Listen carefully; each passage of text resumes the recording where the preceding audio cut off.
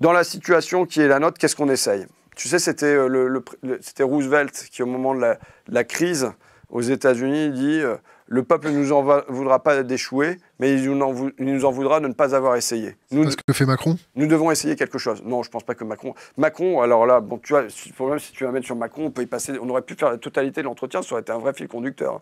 Non, Macron, c'est le nouveau visage d'une vieille politique. J'avais dit à un moment, c'était le thatchérisme à visage poupin, tu vois, comme on disait, le socialisme à visage humain. Mais, je veux dire, la politique d'Emmanuel Macron, c'est celle de la gauche et de la droite depuis 1983.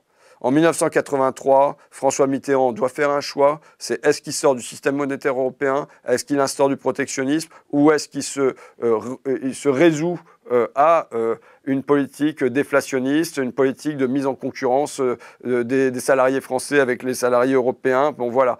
Et il fait ce second choix. Et c'est ce que, à l'époque, Lionel Jospin appelle, qui était premier secrétaire du Parti socialiste, l'ouverture de la parenthèse libérale. Cette parenthèse libérale, elle n'est toujours pas refermée. Elle est toujours pas refermée à gauche. Et donc, Emmanuel Macron, la politique qu'il mène aujourd'hui, c'est pas du tout une politique originale.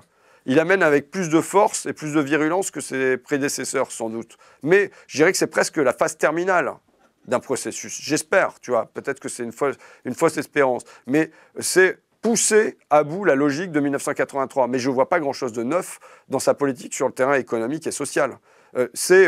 Il faut diminuer, en gros, il faut diminuer le coût du travail. Bon, bah, c'est pas quelque chose qui est très original. Même ces trucs-là, il va faire une loi sur l'apprentissage. Mais c'est déjà ce que racontait le Parti socialiste dans les années 80. Donc, on est dans une vraie continuité. Il faut aider les entreprises, il faut diminuer les impôts pour les riches, il faut diminuer les impôts pour les multinationales, sinon elles vont partir ailleurs. On a ce discours-là, c'est celui de la droite et de la gauche de gouvernement depuis les années 80. Donc, on n'est absolument pas sorti de ça. Juste, la force de Macron, ça a été que, à un moment, et c'est ça qui pour nous est désarçonnant, c'est qu'on pense que l'histoire était en train de changer, que le protectionnisme avait plus le vent en poupe, que le libre-échange avait terminé. Et Macron, il vient réussir à réunir le centre-gauche et le centre-droit, à tout mettre sous sa coupe, et du coup à encore constituer un bloc qui est plus fort que les forces du non, quoi.